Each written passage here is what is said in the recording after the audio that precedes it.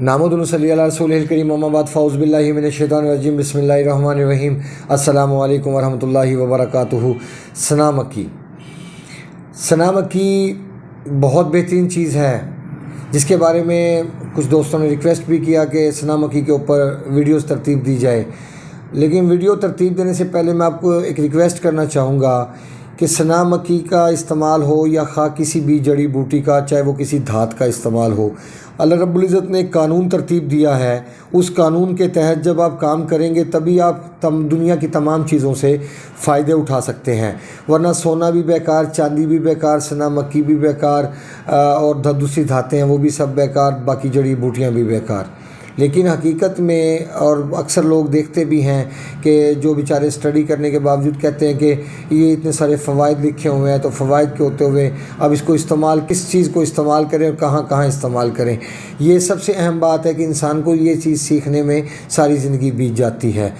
नए आने वाले दोस्तों से गुजारिश है कि चैनल को सब्सक्राइब करें, बेल आइकन को प्रेस करें और कमेंट सेक्शन में अपनी राय से ज़रूर आगाह करें। सना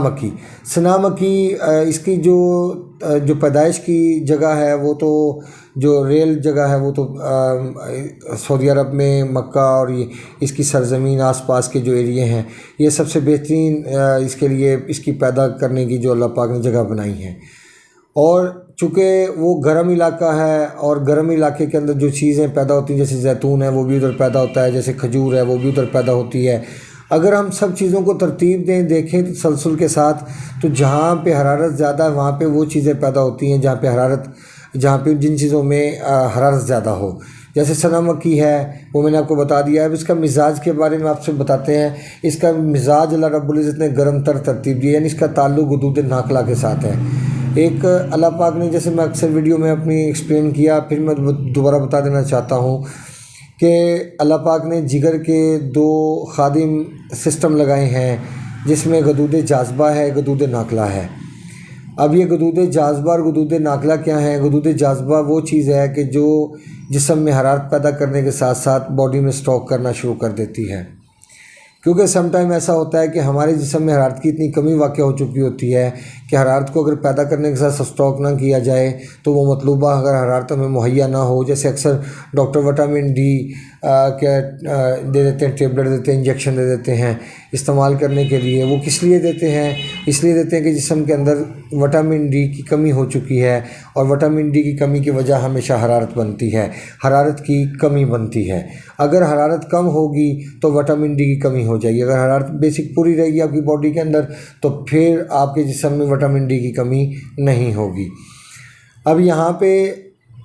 आप समझिए कि गदूद जाज़बा ये चीज़ थी, और गदूद नाखला वो चीज़ है कि जहाँ पे अगर हम उसको एक्टिव कर दें तो जिस्म के अंदर हरारत पैदा होने के साथ साथ खारिज होती रहे। अब ये एक ऐसी कैफियत का नाम होता है कि जहाँ पे अगर हमारे जिस्म के अंदर, मिसाल के तौर पे अक्सर लोगों में अगर तेज़ाबियत मौजूद होती है तो वो सना मक्की का इस्तेमाल करना चाहते हैं, तो डायरेक्ट सना मक्की का इस्तेमाल कभी भी फ़ायदेमंद साबित नहीं होता, क्योंकि ये मशीनी तहरीक है और मशीनी तहरीक के अंदर हमेशा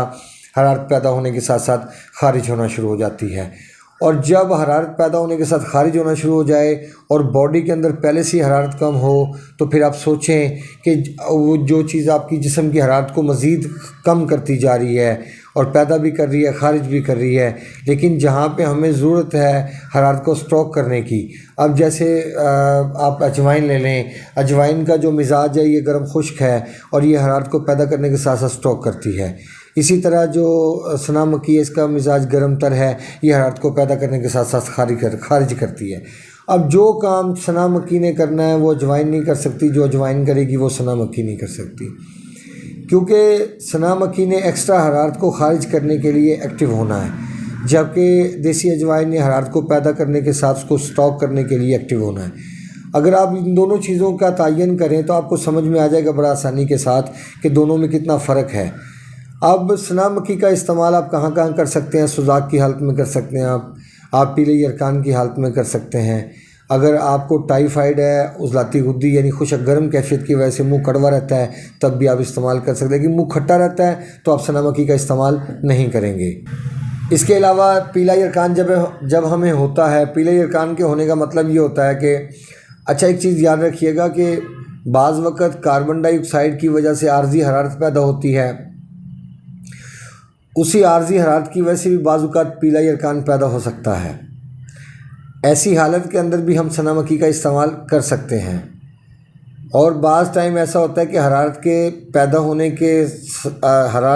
ہونے کے ساتھ جب پیلا یرکان ہوتا ہے تو اس صورت میں بھی ہم سنا مکھی کا استعمال کر سکتے ہیں، کیونکہ دونوں حالتوں میں اس نے حرارت کو پیدا کرنے کے ساتھ ساتھ خارج کرنے کا سبب بننا ہے۔ ہم سب لوگوں کے لیے ایک ہی قسم کی چیز نہیں دے سکتے یا اس کی ایڈوائس نہیں دے سکتے، کنڈیشن کے حوالے سے بعض اوقات مختلف فیصلے کرنا پڑتے ہیں۔ جیسے مثال کے طور پہ میں اپنی زندگی کے تجربات آپ سے کچھ شیئر کر دوں۔ جیسے ایک جگہ پہ ٹی بی کا ٹریٹمنٹ کرتے ہوئے مجھے دیسی گھی اور دودھ اور ہلدی کا استعمال کرنا پڑا، اور اس کی پیشنٹ کی طبیعت بہتر ہو گئی ادویات کے ساتھ ساتھ۔ اور ایک جگہ پہ میں نے ان چیزوں کا استعمال جب کروانا چاہا تو جب میں نے پیشنٹ کی کنڈیشن دیکھی، حالانکہ اس کو بھی ٹی بی تھی، اس کے منہ سے بھی بلڈ آ رہا تھا، اس کے منہ سے بھی بلڈ آ رہا تھا، دونوں کے منہ سے بلڈ آ رہا تھا، لیکن میں دونوں کے لیے ایک جیسی چیز ترتیب نہیں دے پایا۔ اس کی وجہ یہ تھی کہ ایک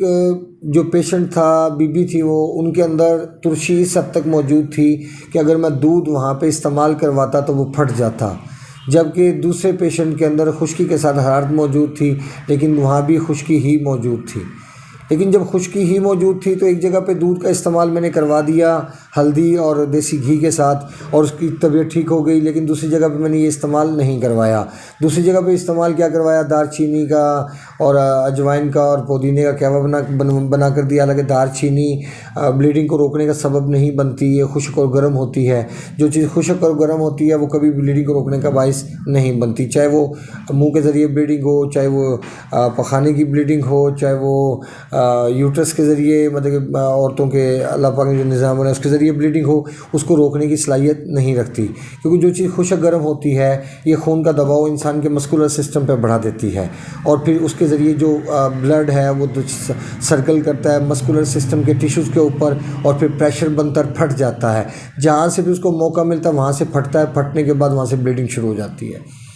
لہٰذا کبھی بھی دار چینی کا استعمال ایسی حالت میں نہیں کیا جاتا۔ لیکن وہاں پہ کیوں استعمال کروانا پڑا، کیونکہ وہاں پہ جسم کے اندر جس حد تک خشکی کے ساتھ سردی موجود تھی اور ٹھنڈک ساتھ موجود تھی، اس نے اس کو بالکل ہی ڈسٹرب کیا ہوا تھا، لکڑی کا ڈھانچہ بنا دیا تھا۔ وہاں پہ فوری طور پہ حرارت چاہیے تھی، اور جب فوری طور پہ حرارت کچھ ٹائم کے لیے مہیا کی گئی تو پھر اس کے بعد ہم نے اگلی ٹریولنگ شروع کی، اور اس کے بعد آگے سفر شروع کیا تو کامیابی ملنا شروع ہوئی۔ لہٰذا ہم کسی بھی ایک ہی کیس کے اوپر ایک جیسی چیزوں کو اپلائی نہیں کر سکتے۔ سنا مکھی کا استعمال بھی ہم اسی سوچ کے مطابق کریں گے کہ جہاں ہمیں اس کی ضرورت ہے اس کا استعمال ضرور کریں۔ جیسے آپ کے پیٹ میں مروڑ ہوتا ہے اس کا استعمال کر سکتے ہیں، آپ کو قبض ہوتی ہے اس کا استعمال کر سکتے ہیں، آپ کے منہ کا ذائقہ کڑوا ہوتا ہے اس کا استعمال کر سکتے ہیں، اگر ٹائیفائڈ ہے، ٹائیفائڈ کی حالت میں کانسٹیپیشن ہے، اس کا استعمال کر سکتے ہیں۔ بیسک تو یہ ملین ہے، جیسے پخانے کو نرمی سے لانے والی چیز، یعنی اس نے جگر کے اس حصے کو ایکٹیو کر کے پخانہ نرمی کے ساتھ لے کے آنا ہے کہ جو حصہ کافی ٹائم سے رکا ہوا ہے اور اس کو کھولنا ضروری ہے۔ جب آپ اس کو ایکٹیو کریں گے، اب اس میں ایک شربت تیار ہوتا ہے، وہ شربت بھی بڑا زبردست، اس میں بھی سنا مکھی کا استعمال ہوتا ہے، اس کے اندر افتیمون ہے، سنا مکھی ہے، تخم کسوس ہے، اور اس کے علاوہ اور تھوڑا سرپھوکا ہے۔ اس قسم کی چیزوں کا اگر استعمال کیا جائے ملا کے ساتھ شربت بنا کے، تو پھر یقیناً یہ جو انسان کی گردوں کی پتھری ہوتی ہے اور اس کو ریموو کرنے کی صلاحیت رکھتا ہے، کیونکہ جب آپ کا غدود ناقلہ کا نظام یعنی آپ کی مشینی تحریک ایکٹیو ہو جائے گی، آپ کے جگر کی جب مشینی تحریک ایکٹیو ہوگی تو مشینی تحریک ایکٹیو ہوتے ہی وہاں سے جتنے بھی فاضل مواد،